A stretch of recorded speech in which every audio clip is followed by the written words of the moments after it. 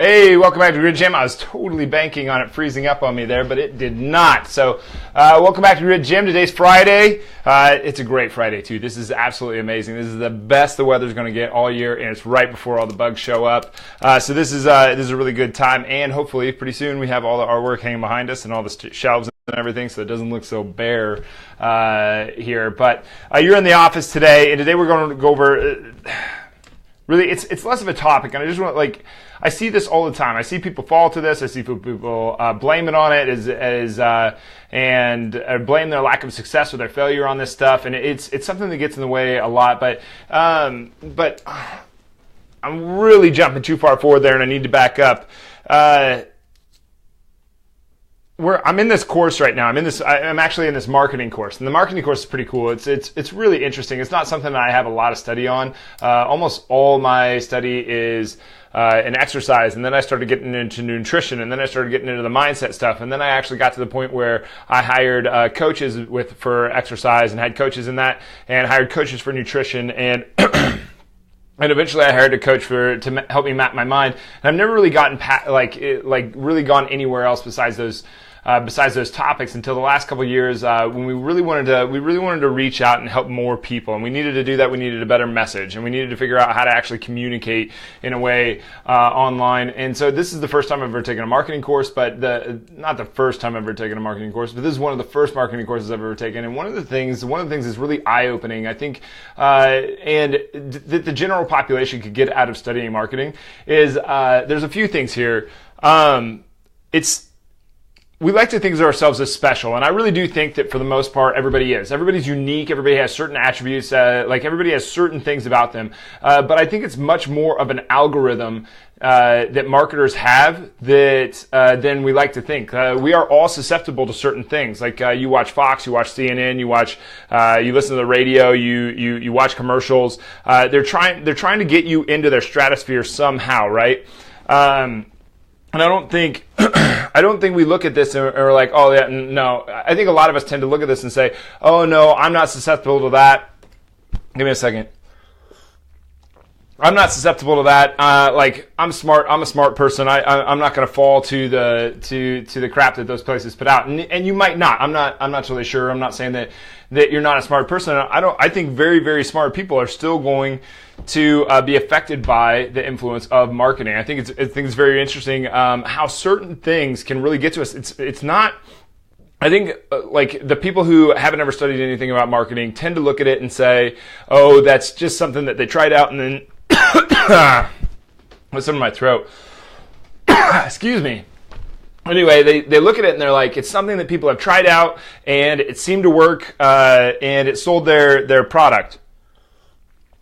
And I think it's really hard to look at it and say, this is not just something that just sort of happened, that they stumbled upon. I think it's an algorithm. It's repeatable. It is a skill. It is becoming much more apparent to me that is the case as I go along with this stuff, is that it's just repeatable. If you get the right words and the right sequence and the right way, and you focus on successes enough, and you put your messaging and all of these different things together, and use the right colors and the right order, and you say certain things, that you get a certain response from almost every person involved. And I think that's really, for one, the psychology of that whole thing and the whole mindset stuff that I've studied and been very curious about for a long time just goes nuts, right? Like I look at that and I'm just like, oh my God, this is crazy that this information can be out there, that we all kind of tend to get sucked into a certain amount of this. Now, you're not going to get sucked into every single thing, but the things that they can trigger or the things that they can put in front of you that you get sucked into. And what we're going to get into here is a little bit of the clarity of responsibility and how you can actually safeguard yourself from something that does or does not serve you. So marketing really is a very good thing, right? It's not a bad thing. Like people are like, oh, marketers are evil. Well, marketers aren't evil. They're trying to serve you as best they can. At least I hope they are. I hope that that's the aim. Like with me in the gym, I have to sell the service, right? I have to get people I have to influence them in believing in themselves enough to take the chance on this thing because I know that we are the absolute best in town at what we do. And if I don't sell them on this thing, then I did them a disservice by not getting them to believe themselves enough to take the chance. So am I a scumbag for trying to help people believe in themselves enough to exercise in a way that is appropriate for their body and will get them to where they want to go? Am I a scumbag because I'm trying to get people to eat better or to think in a manner that might get them a little more towards where they want to go in a way that serves them? Am I a scumbag for doing that? I don't think so. I think that's part of it. I think we're always influencing all of us all the time. There's this book called Sell or Be Sold, which I really thought was an interesting title because the idea that you're ever not being sold is kind of silly. Like, you're always kind of being influenced. Either you're influencing yourself, you're influencing others, or you're being influenced by others. It's always like this sort of give and take.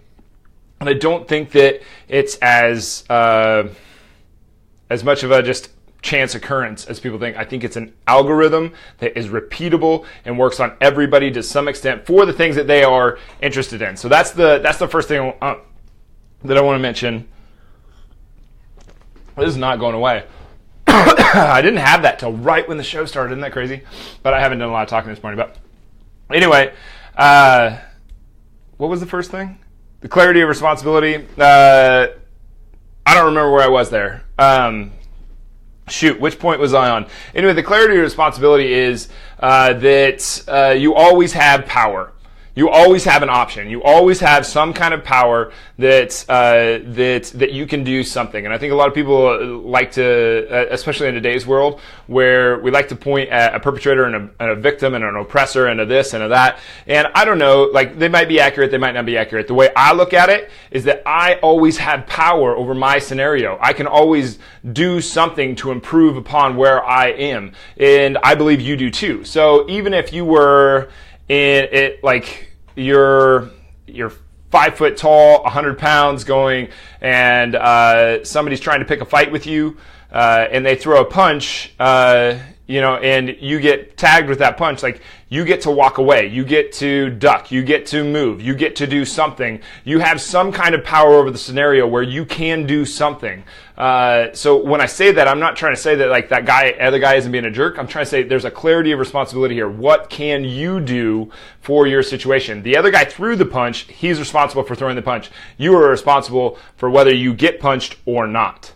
So the same thing here with when we look at marketing. If we don't know that these things are happening, and we have certain things that are not serving us. So we eat Pop-Tarts on a regular basis, or we eat pizza on a regular basis, or we drink sodas that are not good for us, or we do something that is not serving our goal. We still buy that item. We still consume that. The person that is having that obstacle still consumes that item, still buys that item, still goes out of their way to acquire that item in order to have that item. So the responsibility of them is that they took it. The marketer's job was to sell that thing, to put it in front of that thing based on their behaviors. So their behaviors said, I want more Pop-Tarts, I want more soda, I want more pizza. But their goals might not say pizza and Pop-Tarts and soda are the way to go. The marketer's job over here, and this is where you get into some of those marketers that I just can't get along with, that are selling things that are immoral and unethical. Those are the things that I can't get along with. The clarity of responsibility is their job is to sell it, and the responsibility of the consumer is that they bought it and they consumed it. So there's a divide there. Now, we are all, like what I said at the beginning, I think it's a skill. I think it's a marketing thing. These people that are marketers, I don't think they're bad people. I think that it's a skill that can be used for a not good purpose, if that makes any sense. Like money, it really isn't. Like, people like to say that money is evil. Money isn't evil. There's certain people that acquire a certain amount of money that can use it for good or evil. Money is just a piece. Really, money isn't even a thing. Money is an idea. Money is a piece of cloth. It's no different than this piece of paper. Only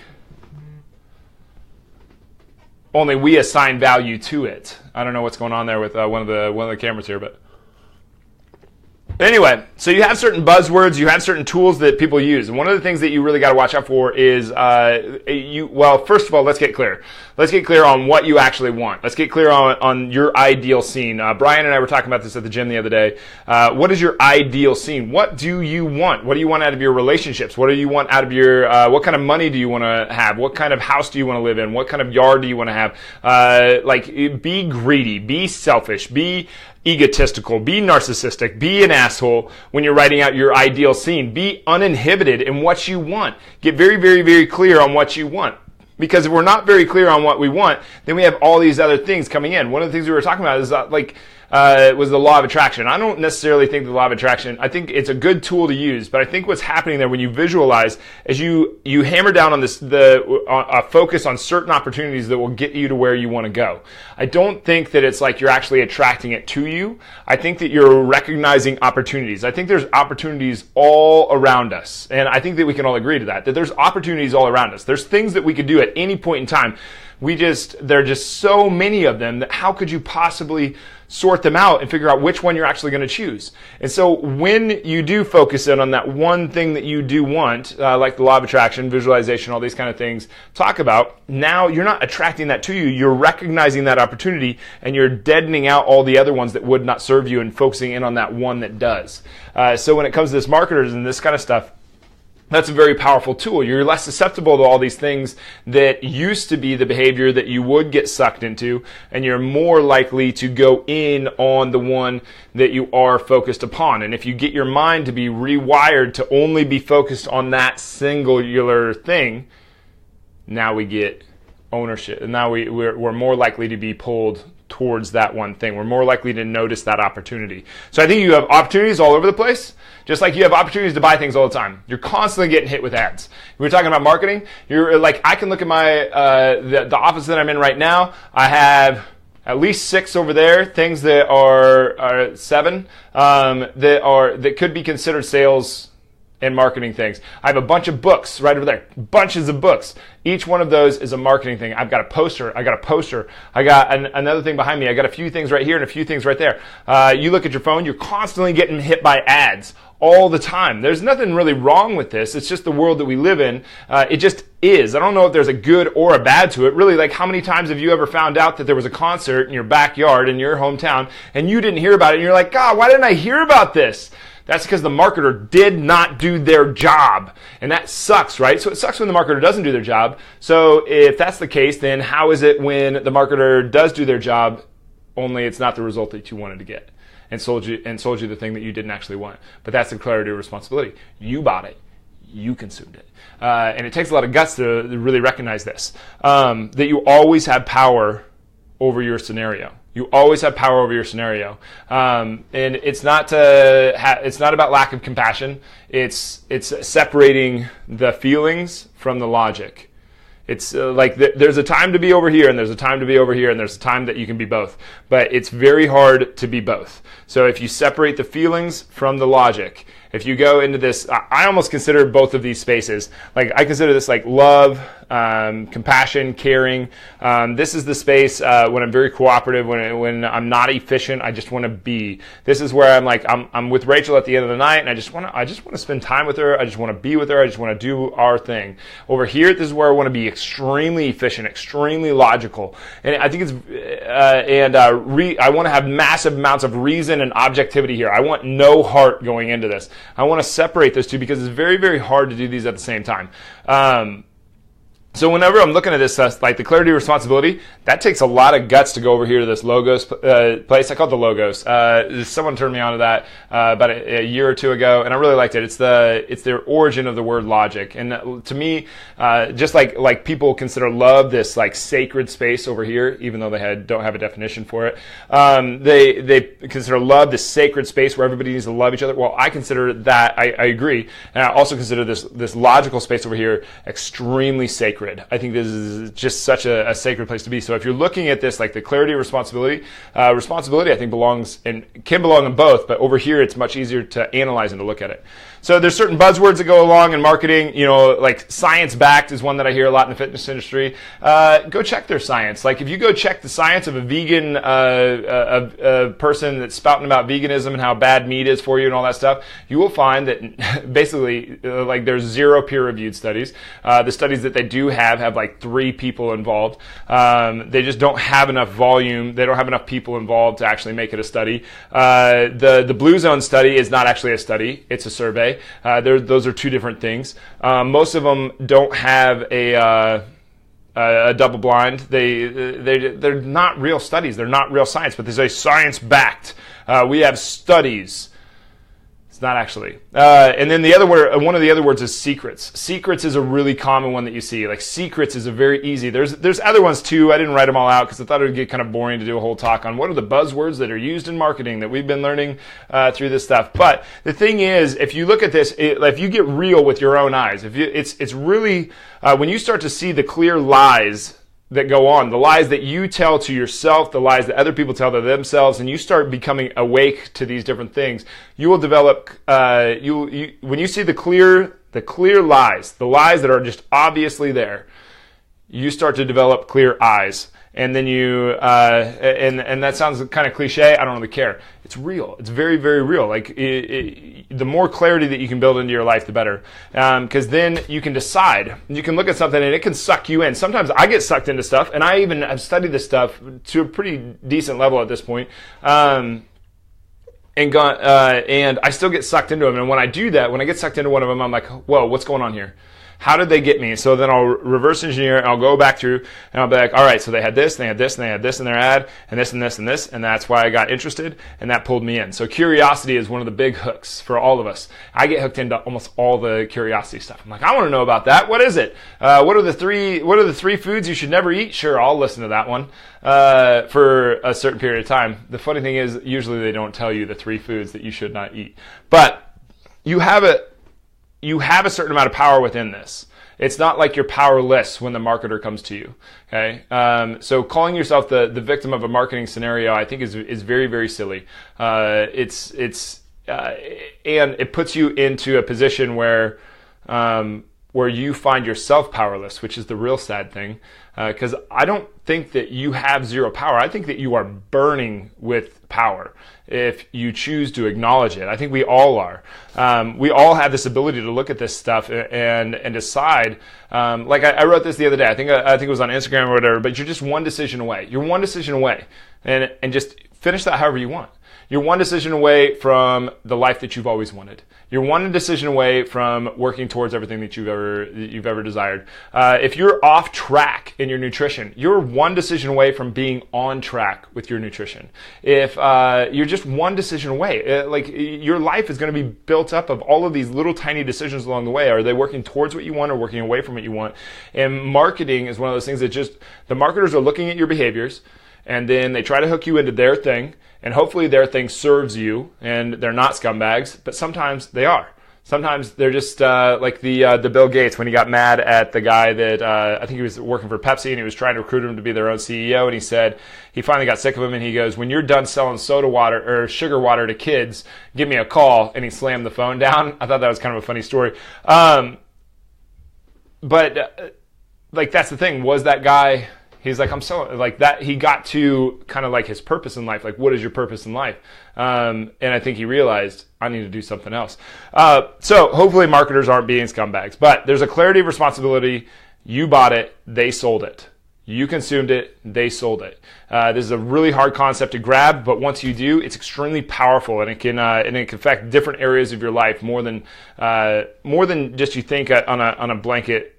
Like when you first look, you're kind of like, yeah, that'll probably help. But I think it's greatly underestimated, greatly underestimated how deep this stuff really goes. When you take like your understanding of how far things go, like how far you can take your mindset stuff, how really simple concepts like taking responsibility for your own life, how far they can really go, and how far you can expand this power that you probably already have within you. I think that you probably already have it. You know what I mean? Like, I don't think that, like, people talk about, like, becoming something that you're not yet. I don't think that you're becoming something that you're not. I think that you already are that thing. You've just been sold on this facade that you decide to live. You've been sold on an avatar that you've been walking through life with. And when you peel back layers of that, and you peel back layers of that, and you peel back layers of that, you see the inner being that you were always designed to become, whatever it is, whether it's a great coach, whether it's a great mom, whether it's being a billionaire, whatever, like, I don't know, whatever your thing is, being very, very, very fit, and you're stuck in this body that is overweight and hates stuff, like, peel back those layers, and I think, like, eventually you become what you actually are. Like, when I'm thinking about coaching, I'm not thinking about getting you to do things that you can't do. That's ridiculous. I'm trying to get you to do what you can do, what you're actually capable of, because what you're actually capable of is astronomical in comparison to what you think that you're capable of. It's far more realistic to think that you can than to think that you cannot. Anyway, you have massive power. You always have power in every single situation. Even like we did a talk one time where I used the Holocaust as an example, that we could all agree that the Holocaust was a situation of a victim and an oppressor. However, even in that scenario, there was someone named Viktor Frankl that took that did what he could. He did what he could to try to help people in his that were also in the concentration camp. This is just an amazing story that this guy pulled off. But in order to do that, like, if you look at it, like, if you do position yourself as the victim, as powerless, then do the oppressors need to work as hard to be the oppressors? No. If to relinquish your power is the silly thing. Like, even in the worst scenario that we probably any of us can think of, these people could have done something. And that sounded really judgmental, and that's not how I meant for it. I meant for it to sound powerful, but it didn't at all. Anyway, I look at that, but they could have done, like, everybody can do something in their scenario. That Viktor Frankl guy proves it, and I'm not saying that it's easy. I'm saying it's probably ridiculously hard. It was for me. It is for just about everybody that I've ever known that I can sit down that said that they changed the course of their life. I just don't think, I can't see a reason, or I haven't seen a reason yet for not taking that power, for not putting that responsibility on your own shoulders. I haven't been posed a situation where it's like, well, yeah, your life is better for giving your power away. Not seen that yet. But anyway, marketers are just doing their job. Hopefully they're doing their job that serves you in a way that gets you the things that you do want, and the things that you do want are serving you in a way to get you to where you want to go. Hopefully the things that you buy are serving you. The things that you use are serving you. Otherwise, you're the victim of your own perpetration. And that's not what we want to be. That's the victim's plight, right? And the more responsibility you take in your life, the more powerful that you can become. Anyway, that's Friday. I hope you guys enjoyed that one. Please slap the share button. I hope you guys got something out of it. But we'll be back. We have an interview on Monday that I'm really excited for. So have a good weekend, and we'll see you guys on Monday. Thanks.